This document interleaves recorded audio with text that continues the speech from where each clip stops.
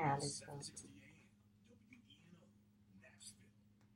All right, straight up 10 o'clock, you listen to 760 AM The Gospel, Nashville's Total Gospel Station. I am Lady Shantae, and happy, terrific Tuesday to all of you.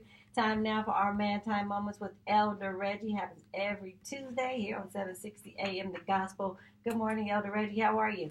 I am wonderful and glad to be here. It's a good morning, Nashville. How's everybody doing out there? We are all right, all right. You ready for the Super Bowl? I am ready for the Super Bowl, and I am a Titans fan. I'm first a Steelers fan because we didn't have a team for a long time, but I do pull for my hometown team.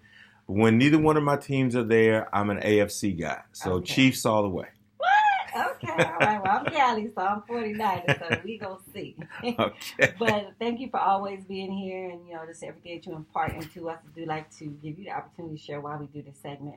As we do this segment each and every week to empower men, encourage men, inform men that they are the catalysts, and we still are the catalysts in the earth and in the family, in the community.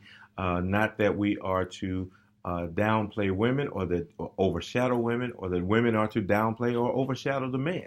But God has a place for both male and female, and when we work together, we win.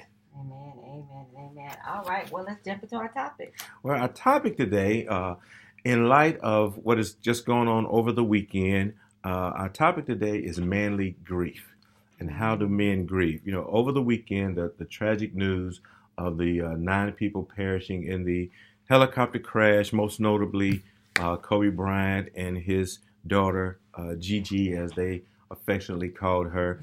This news and this tragedy has shaken the world, actually. And, loss and deaths just make us feel some kind of way. They make us feel different. And a lot of times we don't know why we feel this way or what this feeling is about. Because even myself, I never met Kobe Bryant. I never even saw him play live. Saw him play plenty times on television. But even with that, I had to say, what are these feelings that I'm getting that I do feel a loss? I feel even, he retired almost 4 years ago now, but there's still a loss. There's a void somewhere in that. So, how do we feel? And these losses make us feel differently. And but we were able to see so many different reactions to the death and how people expressed themselves during this time of loss. There was, the wearing of his jersey, the pop-up memorials all over. The Grammys were in the stadium that night, and they tried to keep people away from the stadium, and people are like, we're not having it. We're coming to pay our respects and do what we want to do.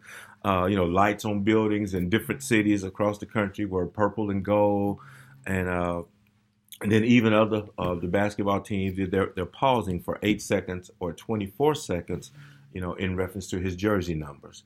But all different ways of paying respect. But what I was relieved to see, and actually most grateful to see, was today's gladiators, mighty men who are in the field of battle. Sports are so huge in America and in the world, but these men shedding tears and openly shedding tears to let us know that expressing grief is good for you. Expressing grief is natural, it's normal, and it's good for you. See, I'm from other generation, and it still flows today that, holding it in was manly. Men don't cry. Right. Those are the things that I was taught, and so many are still taught, that men, tears are a sign of weakness. And, you have to be strong for everybody else. The issue there is when you're strong for everybody else and you're holding back everything and everything's bottled up inside, you're damaging yourself while you're trying to do what everybody else says is manly and the manly thing to do. You're bottling up everything and hurting yourself. So what do men do? But you have a question. Well, I was just going to say, is there some truth to that, though?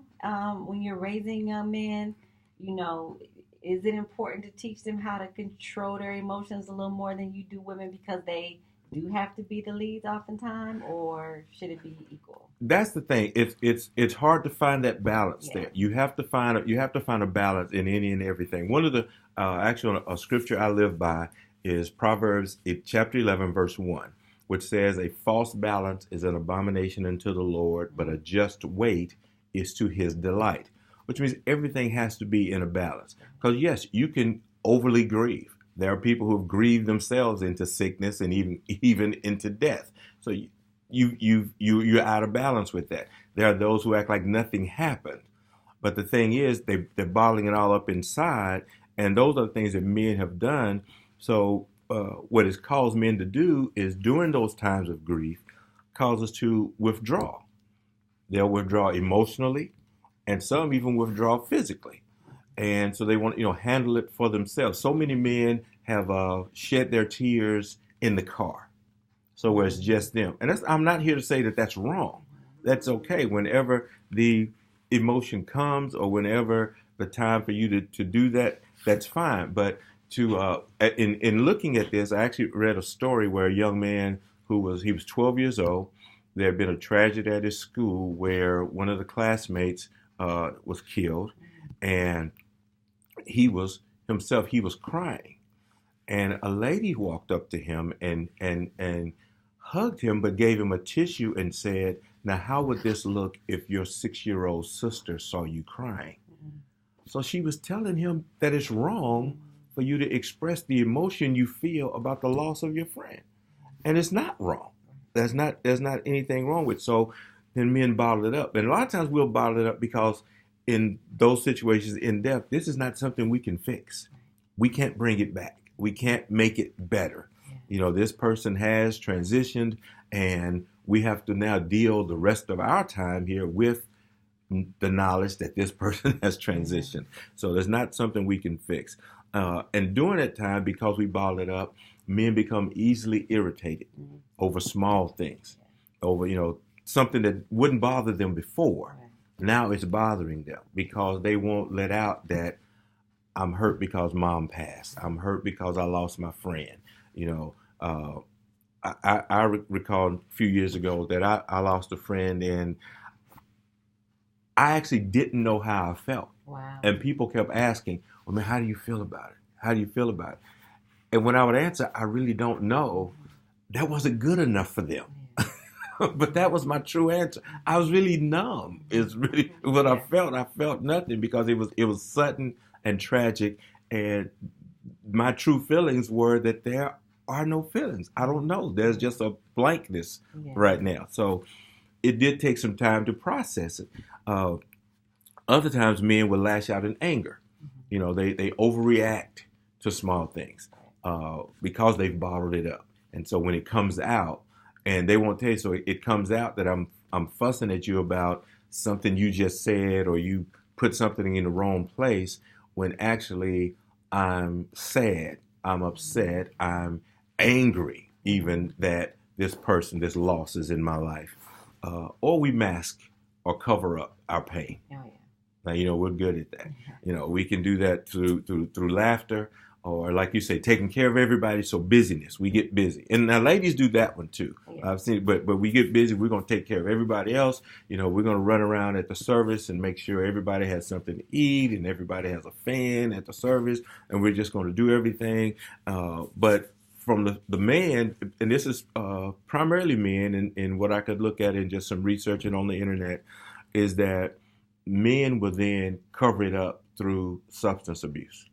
They'll cover it up in drinking. They'll cover it up because they can get together even with their fellas and we'll drink and I tell, "Man, it's a shame he's gone." But nobody's really in touch with anything. Nobody's really sharing deeply. So we're covering up and we're masking what's going on. And there is a fear here. See, a man being vulnerable, as you said, you're to be the strong person. You're the protector, the provider, the covering for each and everyone. But there's times that even that covering gets hurt. And those feelings are real. And that time, that momentary time of going through that is okay. It's okay that you take time, that you step off that strong place for a moment and have your place of being cared for. Something I did write down, because I didn't want to forget this in the way it came to me. It says, the fear of being stripped of one's masculinity by women as well as by other men is a powerful motivation not to feel and express one's grief. Okay. The fear of being stripped of your masculinity by women and other men. And especially by women, because we're used to the guys. You know, oh, that's stupid, man. You shouldn't do that. But when especially your woman or women that are close to you come to you and tell you, that's not manly, or men don't do that. It's bad enough for a young man to hear that, and you do hear. And there are times that little boys, they get upset, because I've got grandsons, and you want to get upset because you didn't catch the ball. And you want to cry. Boy, you ain't crying about it. Get up, boy, But in this case, when there's something as devastating as a loss, when there's something as devastating as a sudden, unexpected, loss, and that's not to say any are expected, but some people have long sicknesses, there are different circumstances. But when these accidents happen and you show your grief, then it's unexpected a lot of times, or people tell you you're wrong. But I think that the lesson being taught by all those, especially those NBA players, because since we're in that season, and even the football players who were at the Pro Bowl and all that, the expressions of grief and love and loss will shine to this generation and let men know that it's okay, that this is good. So even in this, I have to say, so what does the Bible teach? What does the Bible show us about grief? Well, the shortest verse in the Bible is what? I'm going to test you real quick. Jesus wept. Jesus wept. Everybody's heard Jesus wept. John 11:35. What we have to understand is that Jesus wept at the grave of Lazarus. That's where that verse is located. That's the story. That's the context. It was at the grave of Lazarus. So even Jesus wept. So now if Jesus shed a tear, okay for you. It's okay. It's okay for you, brother. And then in 2 Samuel chapter 1 tells the story of the death of Saul and the death of Jonathan. David and Jonathan were tight. David respected Saul, even though Saul had been trying to kill him. But in verse 11 and 12, it says, David and his men tore their clothes in sorrow when they heard the news. Him and his men. So this was public. This wasn't something David did behind closed doors. So him and his men tore their clothes when they heard the news. They mourned and wept and fasted all day for Saul and his son Jonathan, and for the Lord's army and the nation of Israel, because they had died by the sword on that day. Again, Saul was the king, so he mourned for the nation, even though he knew God had told him he's the next king. You're in line to be king. Something has to happen to Saul for you to take the place that God has anointed you for and called you for. But David still had respect for the king and the position and his love for Jonathan. And so David mourned for Israel, for Saul, and for Jonathan, wept and tore his clothes. So now if King David, for some of you who don't know anything about him except for he killed a giant, but King David is the same guy. If he could weep over the loss of a friend, if Jesus could weep over the death of Lazarus, then who are we that we can't get our expression out and show our expression of grief and love and mourning? Verse 17 even says that David wrote a song for them. The psalmist was still there. He's, again, the warrior psalmist, the guy, he's the warrior and the lover, that David. Like I say, that's my guy. And lastly, kind of to bring all this to a head, experiencing grief and mourning is natural. Grief and mourning touches everyone. Mourning is a release of the grief that you feel. So you can feel that grief, but if you want to hold it and bottle up, so yes, it's okay to mourn. It's okay to let a tear flow. It's okay to even shout in frustration that it hurts you that this person has transitioned. And expressing grief and mourning is manly. It is a manly thing to do. Amen. I love that. And then, as you learn how to grieve in a healthy way, you can help other people. Yes. Yes. That's what it's all about, being able to pass down to those around you, impact others around you to do, have healthy habits as well. Yes. Because you can't get to a place, men and women, where you just stop feeling, like you said, you numb, and you stay numb. You know what I mean? You just build it up this callus, and now you don't feel anything, and that's not what God wants for you. That's not what God wants. Yeah, He gave us our emotions. Yes. Yes. But there's a healthy way to do everything. So thank you for that, and of course our prayers and condolences continue to go out to the Bryant family, that poor wife. I just cannot imagine what she's facing right now. And, yes. Just the world, like you said, has been a shock. And it just all reminds us that life is like a vapor. It's like a vapor, and it's precious. Yeah. And also to the families of the other 7 yes. members that were on that helicopter also, because every life is precious. Some are just more notable throughout the world. Yeah. But I know one other gentleman on there was also a coach, and because he didn't coach NBA or college, doesn't mean he hadn't touched and shaped plenty of lives. Yeah. And so there's just great loss throughout this event. Amen. All right, well, we'll continue to keep them all lifted in prayer. Thank you again for your time and your knowledge. Where can people connect with you, follow you, purchase your book as one? Again, please follow me at Reginald Holder Ministries on all social media and the website reginaldholderministries.org. The book, As One, Like Christ and the Church, can be purchased from the website or on Amazon.com. All right, very good. We'll do it again next month. Because